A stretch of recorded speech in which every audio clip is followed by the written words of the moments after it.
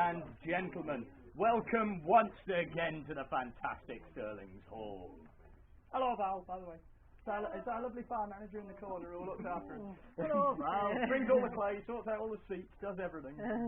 If you're warm and comfy, it's probably Val. That Val, not my mother's Val. No. Warm and comfy! I knew there was someone to blame for that!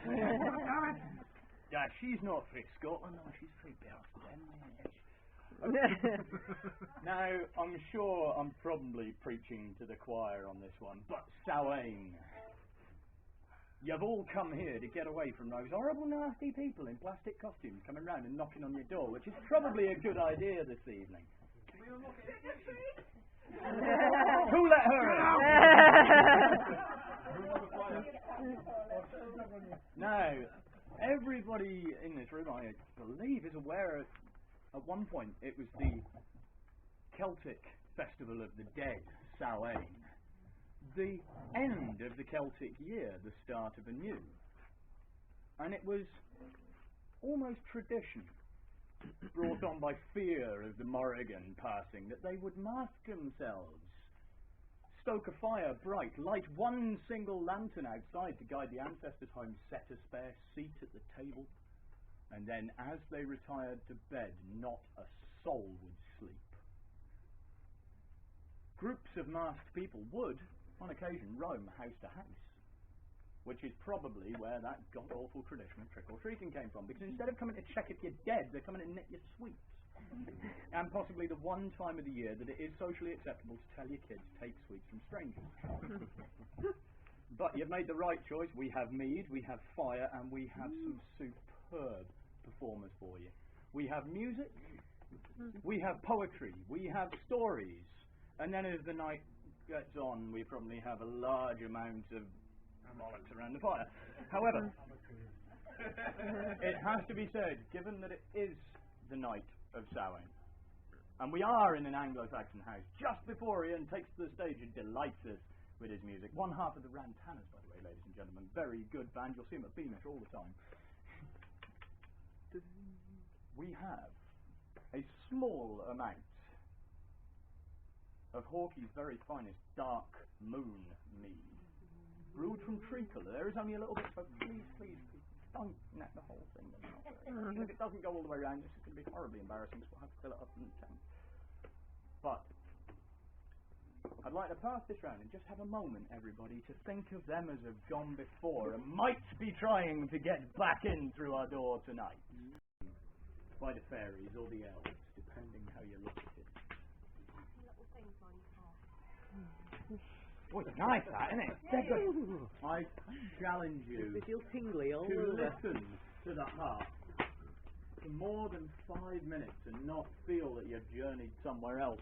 The story goes, somebody will know it in here, probably David, he's a wealth of knowledge on that, that it was gifted to us by the fairies, and it was originally a weapon, and it all descended down and down. But the sound of the harp in a long house is something, I must admit, we have yet to experience in Thirlings. So no pressure now, this is the first. I've played it on the toilet before, so It'll probably have the same effect. But sit, listen carefully now and see if the other folk visit you and leave you with itching to leave here and buy a harp. I tell you, every time I hear her play it, I want to go away and buy one. I just feel a bit rude because I've got my back to everybody, but I've got to see where the strings are by using the light, so I'm not being rude.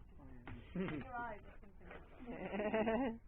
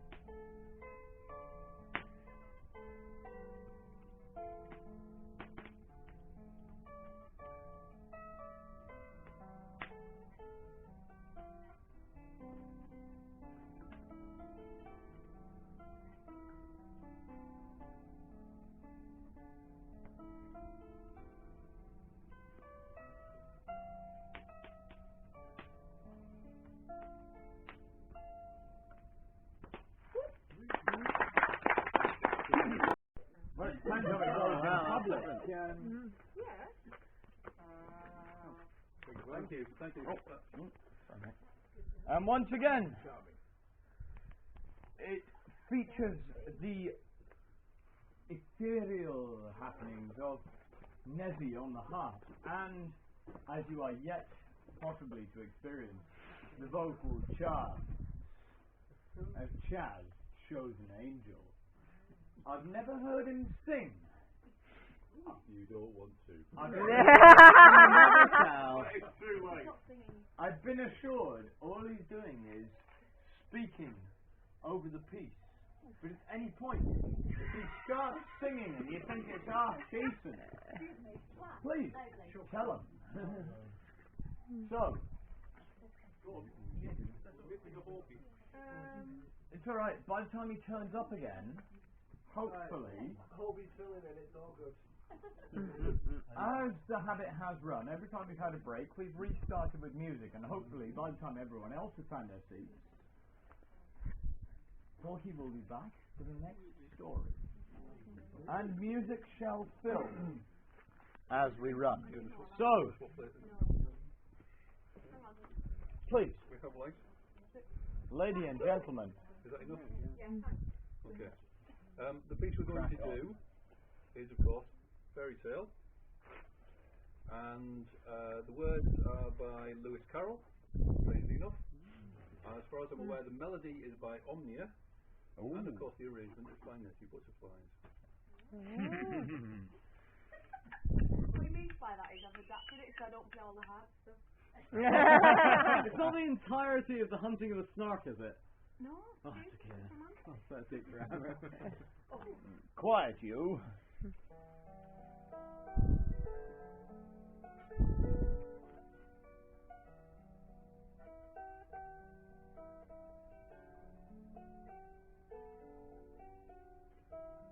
Child of the pure and clouded brow and dreaming eyes of wonder, though time be fleet and I and thou are half a life asunder, thy loving smile will surely hail the love gift of a fairy tale. Thy loving smile will surely hail the love gift of a fairy tale. I have not seen thy sunny face, nor heard thy silver laughter, nor thought of me shall find a place in thy young life's hereafter. Enough that now thou wilt not fail to listen to my fairy tale. Enough that now thou wilt not fail to listen to my fairy tale.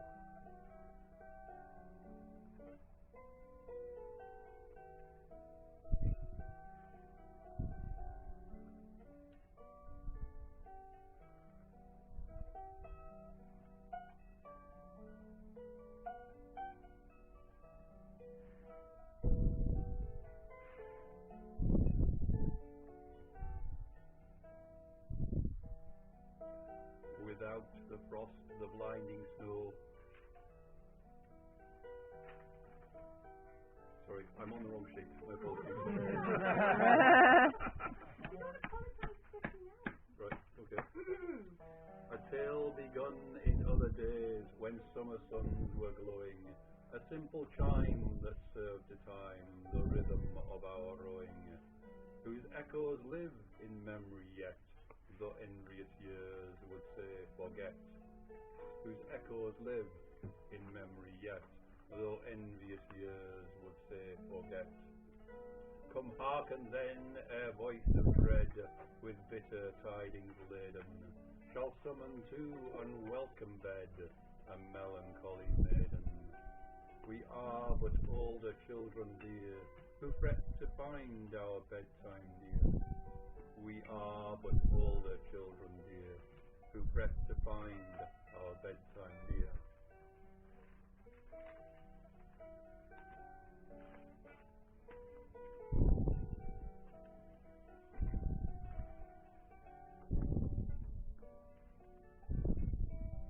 Without the frost, the blinding snow, the storm wind's moody madness, within the firelight's ruddy glow, and childhood's nest of gladness, the magic words shall hold thee fast, thou shalt not heed the raving blast.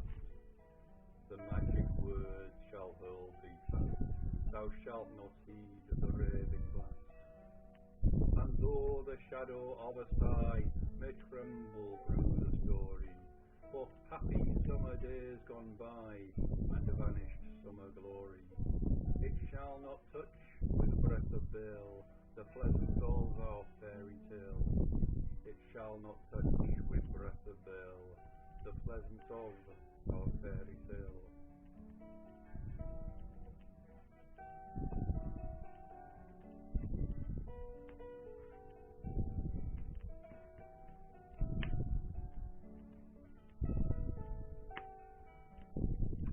Though time be fleet and I and thou are half a life asunder, thy loving smile will surely hail the love gift of our fairy tale.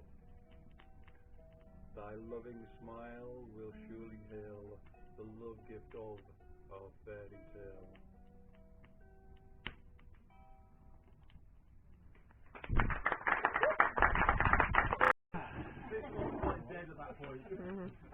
So, you might have noticed if you book your tickets online or anywhere that it was a night branded as Meet the Other Folk.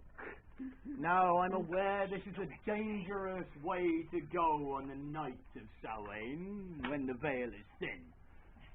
But I have my iron handy.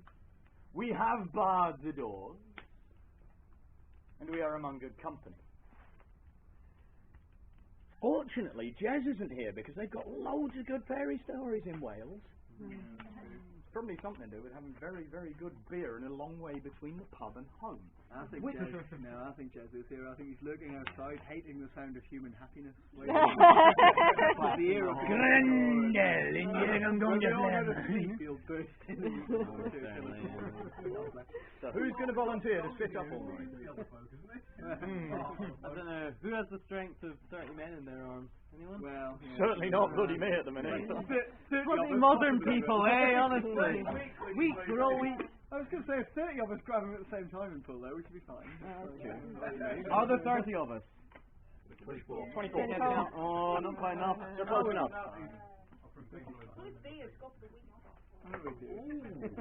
No, actually, as it turns out, Nick is leatherwork. That's what really does it. Oh, yeah.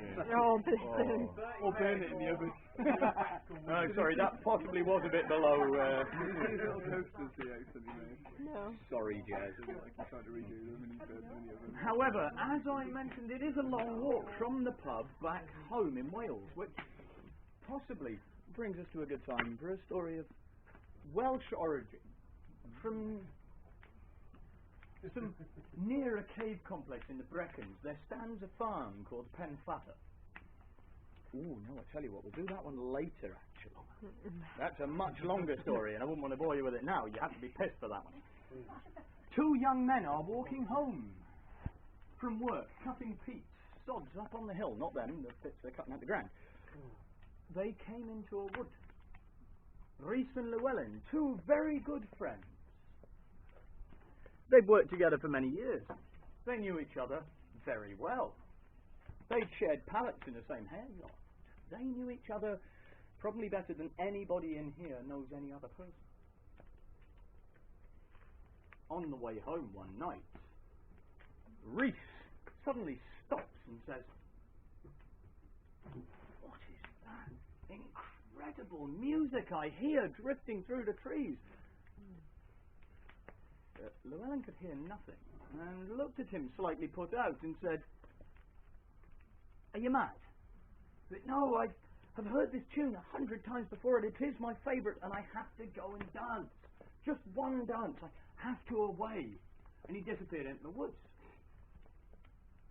Well, like I say, Llewellyn knew him well and assumed this was just an elaborate ruse to away to the alehouse for sup and wenches.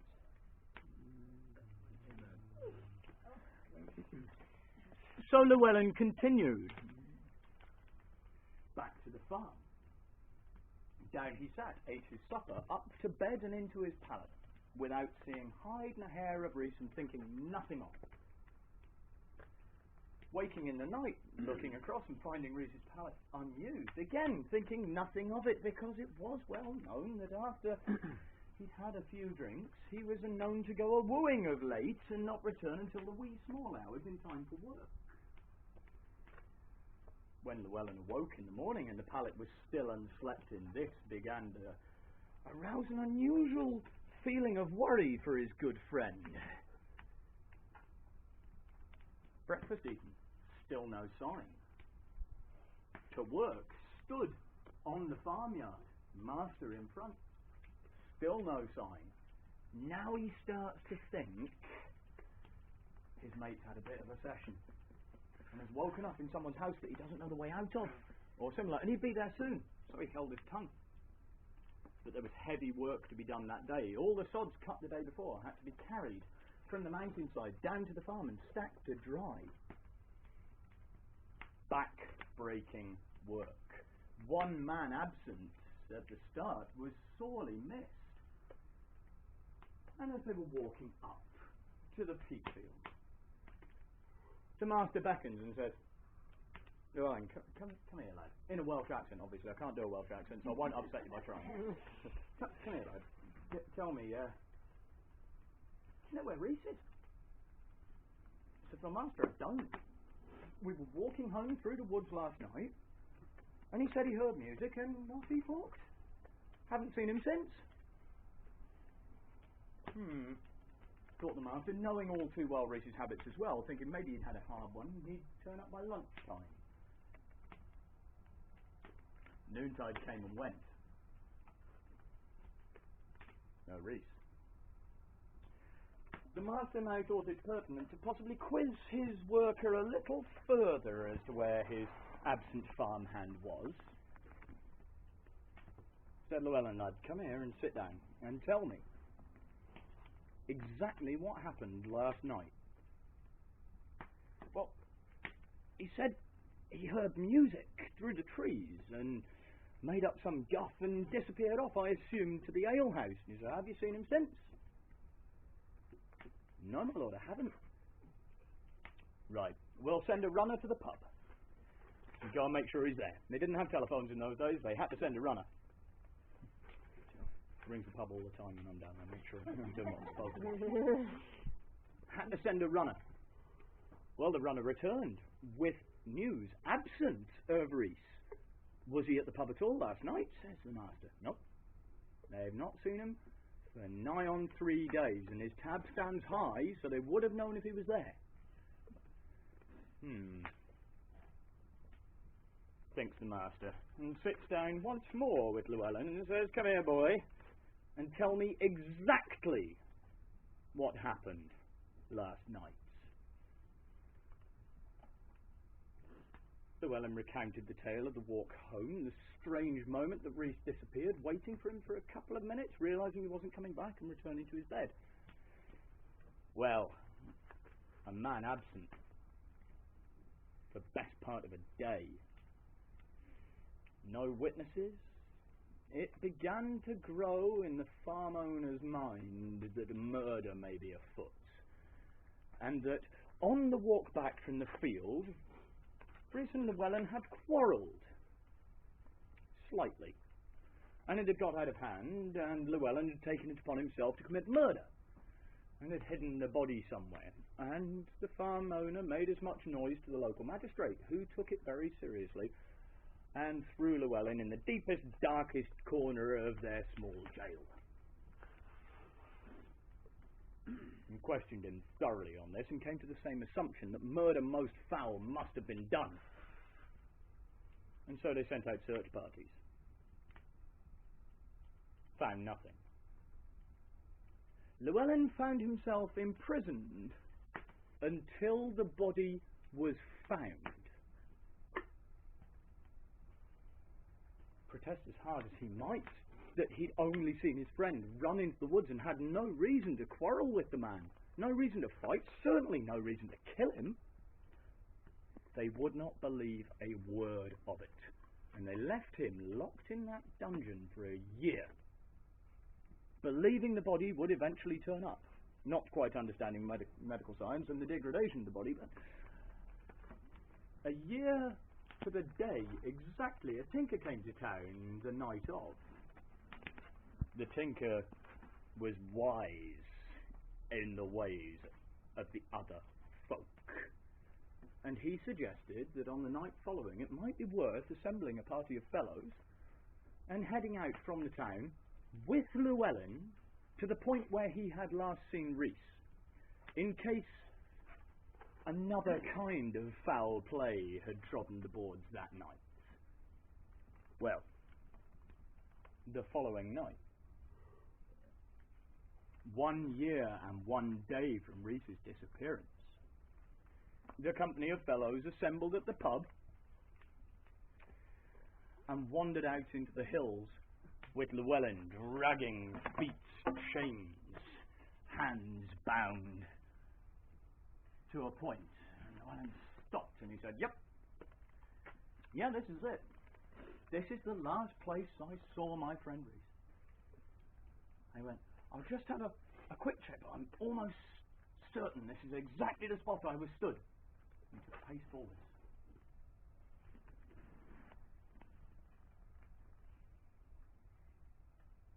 "I hear music," said he, terrified to his very soul, but the music was so beautiful, he wanted to move on. The tinker, being a wise man and knowing in the ways of the Fae, put his foot next to Llewellyn's and,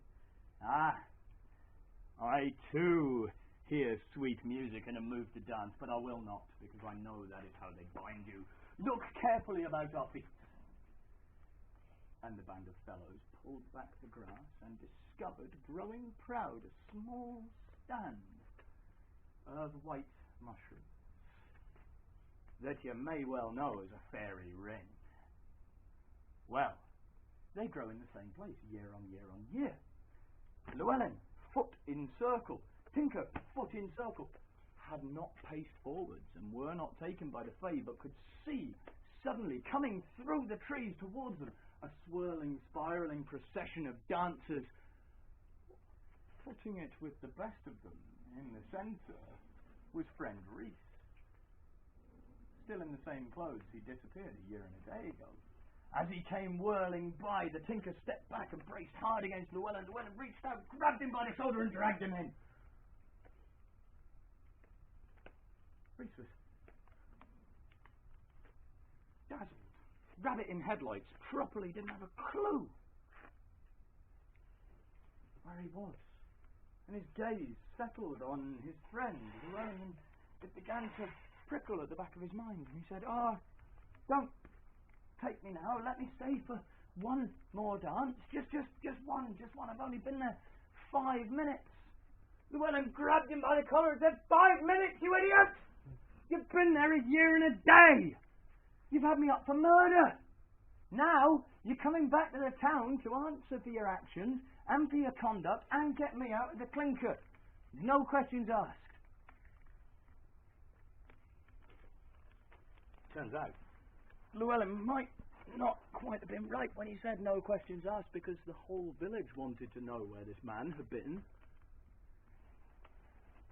So many questions asked, but all that Rhys could ever say was he'd been dancing for 5 minutes. He had paused for neither food nor drink nor sleep.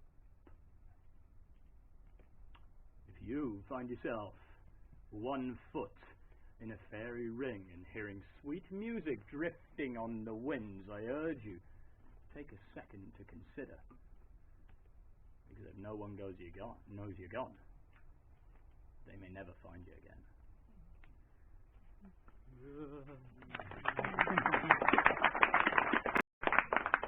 Good evening. I'm here in this Anglo-Saxon house with some traditional Anglo-Saxon folk instruments. Play some Anglo-Saxon music. I think I'd be lying if it. No, it's the truth. It wasn't very entertaining. Sorry. Yeah. Hey. I'll give you a song anyway.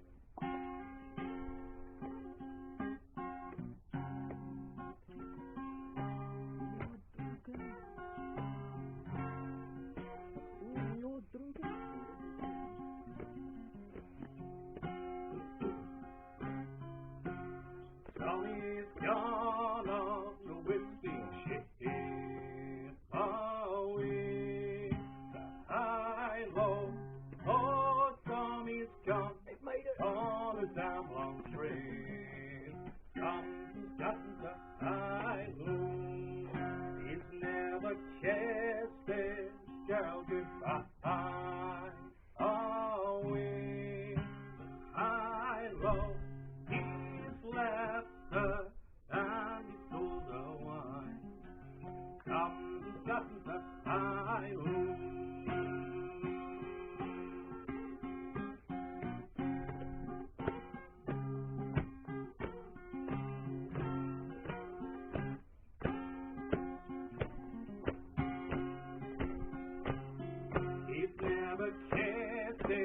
tell goodbye away. I low, he's left her and he stole the wine. Some's gotten the high low. His office went so it went like chaff away. I low, he's stuck around for the other half. Some's gotten the high low.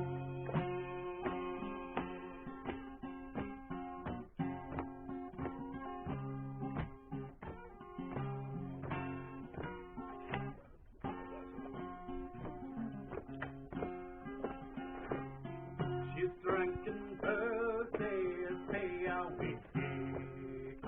away, I low, whether I on the next TV.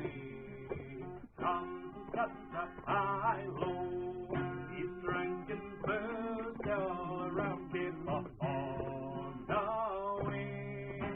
I low, his clothes and boots, they were in the fall. Got the high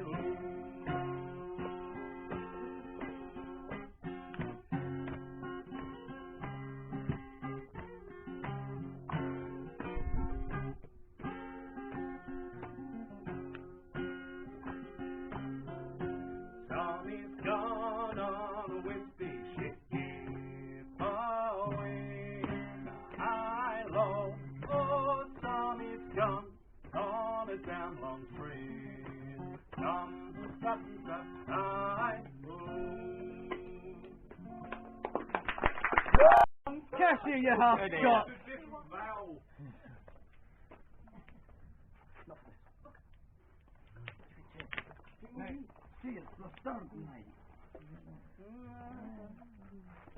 Right. So, we have heard of beautiful dreams, fairy tales. We have heard of fair dreams of the islands of woman. And we have heard of the trouble that the Tylwyth pig can cause at a farm. But that is nothing compared to the terrible trouble caused by the dead in Iceland long ago, where dreams of islands of women and of fairy tales are as alien as a warm summer's day. There dwelt a man, well famed for his strength, Grettir Asmundson, Grettir Strengis, Grettir the Strong. Oh, he was a bold man. He had battled bears and berserks. He had murdered a man at 14, been exiled from Iceland, sent to Norway, shipwrecked, battled pirates, and back home to Iceland all by the age of 18. A bold man he was, but reckless at times. Now he had gone to spend the winter to cool his hot head, his warm heart, at his uncle Jokel's farm, high up in Vatnsdal. Now his uncle Jokel was a jolly fellow, warm of heart, warm enough to allay some of the cold of Vatnsdal, and he was fond of telling tales. And as they sat around the peat fire, he began to tell Grettir this tale, this curiosity. Further up Vatnsdal, off into far Seladu, he said, There's a man I know called Thorhall. He dwells at Thorhall's stock, Thorhall's farm, as you might imagine. And he has been accursed by hauntings. It is a haunted place, far Feladu, far as it is from the dwellings of most men. He had much trouble having people to come and tend to his cattle, until a friend told him of one man, fresh from Norway, who had no fear of ghosts. A crude man, perhaps, but bold. Glam was his name. So immediately, Thorhall went to find Glam, and they came to an agreement. If he would be left to his devices for most of the time, he would happily look after Thorhall's cattle, all through the winter. Is there any troubles at your farm I might know of? Ah, said Thorhall. Well, it's a little bit haunty. Ah, said Glam. Well, it'll just make my work more interesting, won't it?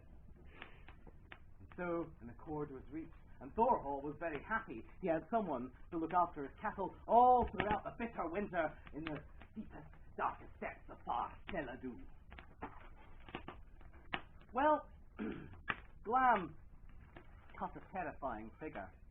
Full 7 feet tall he was, and he had grey eyes that had a weird, piercing look about them, and a grey shock of hair, all wild like a wolf. He was not well liked by the other people at the farm. He was a disagreeable fellow, surly. Never did he sit around the fire, but rather skulked in the shadows at the back of the hall when the time came for tale-telling and feasting. But, exactly. He kept a good hand on the cattle. But it came to Christmastide. By this time, Iceland was nearly fully Christian. And Thorhall's wife, Gudrun, was very pious. She did not like for people to fail to fast as you should on Christmas morn.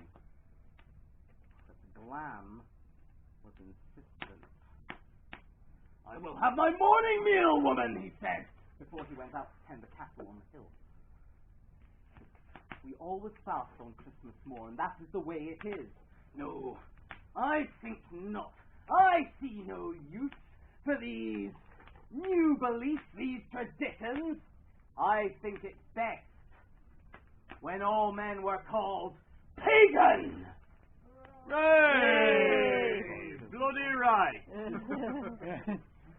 Well, wishing to keep the peace of the farm, in the end, Gudrun consented. She gave him his meal. Eat it and be off, she said, and do your work. And so he did. Now a gale was blowing that day. Snow was falling vertically, then horizontally, and the wind was howling over the rooftops, wailing. Something like that. Off Glam went up into the hill, the door creaking shut behind him. Perfectly timed. That never fucking happens, by the way. He had a loud, hoarse voice that called horses to give birth prematurely, and cow's milk to sour sometimes, which was not always the best. You always drop yourself in it, don't you? But this voice could be heard crying out to the cattle, terrifying them into sticking together for the early part of the day. But by midday, when the snow had fallen a full 2 feet in height, nothing more could be heard. Well, the weather was too foul, of course, for anyone to go out and look for Glam. And so they remained indoors until the following morn, when there was enough like sea-by. Just. Out onto the hill they went, all of Thorhall's men looking for Glam, and eventually they found him on top of the hill, black and bloated, swollen to twice his size, eyes bulging, tongue protruding. They tried to move the corpse. It was far too heavy for them. They rolled it to the edge of the hill, and it tumbled down a few feet and lay there still. Well, knowing they were going to have no luck, and seeing the weather was coming in poor, thick and fast again, they returned to the hall. The next day, they fetched a priest, and with more men they went up the hill, gathered round, but no body could they find. Glam had vanished. Well, the priest went off in a huff. I will not come again up to this God-forsaken place, for Faceladu was far from the nearest church. And yet the next day, when they went onto the hill, there was Glam again, just as he had been before. Black, bloated eyes staring at nothing. Since they could not move him, they buried him where he lay, piled stones atop him. A great cairn on top of the hill still stands there to this day. After that, it was evident that Glam was not resting peacefully, for much noise was heard at night. He would arise the rooftops, fling tiles down from the roof. Cattle, milk would sour. Men would go mad. He would drive them to their death. And soon it was that no one would stay. When it came to the time where the cow herd was found broken in two over the stalls in the cow shed, his legs in one half, his head in the other, all of Thorhall's retainers fled. Though he had been a rich farmer, he was now a man poor in company. And in Iceland, in the winter months, that is, some say, worse than death. But, as time went on, and the weather lessened in its severity, and the spring began, what passes for spring in Iceland, the attacks grew less severe. Glam quietened down, and as it came to summer, some of Thorhall's men returned. But, as autumn came around again, as the days shortened till there were only 4 hours of daylight left, then Glam's troubles began again.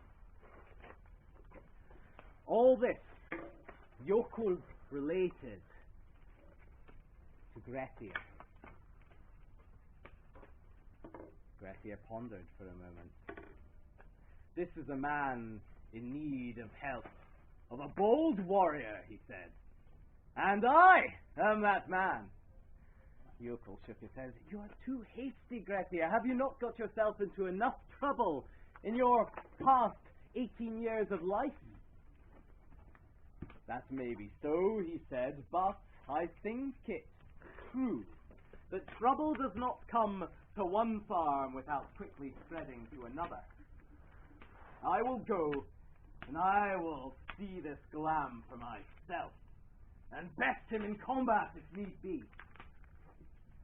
Jokul shook his head. He did not think that this might be a matter that could easily be bested by strength of arms, but he knew better than to try and dissuade his hot-headed nephew. So off went Grettir all the way up Vatnsdal into Faceladu. And there he met with Thorhall, who was greatly pleased that someone had taken an interest in his troubles. You shall stay with me, and you shall eat the finest food, he said, and your horse shall be stabled and fed the finest hay from my hayfield. And so Grettir's horse was led to the stables, and the stable lad took good care of it. Meanwhile, Grettir settled down in the hall and feasted. But on the first night, nothing was heard of Glam. No word, no sound, no cry. But on the second night, there was a great crying and a whinnying from the stables. Honestly, when you want it, it's not there. Nah, he's fucking useless, honestly. Never going to Chester again as long as I live. Terrible whinnying and screaming from the stables. But more like a horse screaming. I don't know how that sounds, really. Don't know if the stables And down on the there, we can morning, find out. when they broke into that place, they saw there the horse slaughtered and disemboweled. Thorhall was sweating. Oh, Grettir, this is too much for you. You must go from this place. You must flee. I will not get less for the price of my horse than at least a slice of Glam, he said. And so, on the third night, he came up with a plan. Now, in these days in Iceland, you would have a hall much like this, but there would be a partition wall so as to keep the extreme cold out. And men would sit along a great long fire, not a round fire like this, and there they would lie on benches if they were staying over. Meanwhile, the head of the hall, if he was a wealthy man, as Thorhall was, would have a bed chamber, usually off to the side, about here, sort of like a big wooden cupboard, in which he would sleep soundly and safely. And so afeared was he of Glam's ravagings that he had locked himself in this bed chamber every night for the past year. It was outside this chamber, we'll shift it here, stage of argument, where Grettir took his position once Thorhall had went to bed. He took a great cloak like this and stretched it over him so that only his eyes poked out. And there he waited. A great noise was heard soon after. There was Glam riding the roof tree, casting tiles down from the roof, letting out a great wailing and a moaning. Oh, such noise there was. And then fire began to burn with a baleful light. Blue it burned as those spirits were shifting through the smoke. Grettir waited while the fire burned on. And then the door creaked open.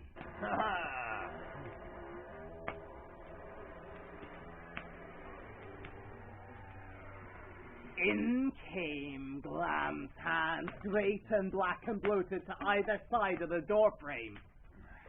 In came Glam's head, huge and horrible, tongue lolling. He walked in through. It was little more than boards. The partition wall had been smashed by him on previous nights, and placed his arms upon the crossbeam. David would be hard-pressed to do that. Aye, he's a midget, right? Where his eyes, grey and horrible, rolled about his head as he inspected the room. Grettir still did not move. Stayed in his cloak. The Glam stepped forward. He went towards the bed closet where he knew Thorhall was cowering and shivering. He grabbed the cloak that was in his way and pulled. But Grettir had placed his feet between the cloak and a board so that it would not be pulled away so easily. Glam grunted and pulled again. He pulled and pulled until Grettir was in a contest of strength with him, a tug of war with his cloak, and suddenly it tore in two. Glam was left holding one half of it. While he was distracted, Grettir took advantage of the situation and lunged for him to grab him about the waist in a great bear hug. But Glam was too strong even for Grettir Strengi. He hauled him up, cast him into the corner, shattering barrels and overturning benches. Then the fight began in earnest. Benches were smashed against each other, used as great clubs. The whole beams of the house were cracked. The plaster collapsed from the walls. Don't joke about that. Until it became evident to Grettir that his strength would not suffice. Glam was trying to drag him out of the hall where he knew he would be the stronger. Well, Grettir did whatever he could. He grasped onto even the heated metal around the fire to hold on, but no, he was pulled forth, grabbed onto benches, grabbed finally onto the pillar by the door. Oh, he held on for as long as he could. Sinews twisted, sinews split. And eventually he knew that it was better to go out fighting than to die as a coward. And so he picked his moments carefully and suddenly let go and lunged, knocking Glam backwards so that he shattered the lintel above the door, causing the roof beams to come down upon his head. He collapsed in a great heap outside in the snow. And there, Grettir grew ready to deal the death blow, but unhappy fate. The clouds moved from the moon, and the light shone down, and Grettir saw with horror the reflection of Glam's grey, great rolling eyes, and stood paralyzed for a moment. And Glam spoke. You have spent much energy finding and fighting me, Grettir Strangi. But I do not think it will suffice or benefit you. For you shall never grow stronger than you are now. Had you not contested with me, you may have grown great. And though I cannot take your strength from you, I can prevent you growing greater. And from this day forth, your life shall be plagued. An exile you shall be again. You shall dwell alone. And never, never will you be away from these eyes of mine.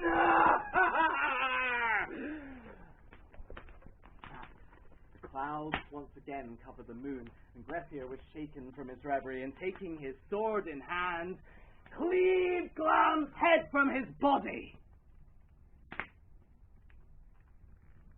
After that, they burned his bones, wrapped them in an ox hide, buried them in a distant place, and salted the earth. Thorhall was grateful and rewarded Grettir greatly, not just with a new horse, but with many twisted torques besides. But Grettir was not happy, for never stronger did he grow.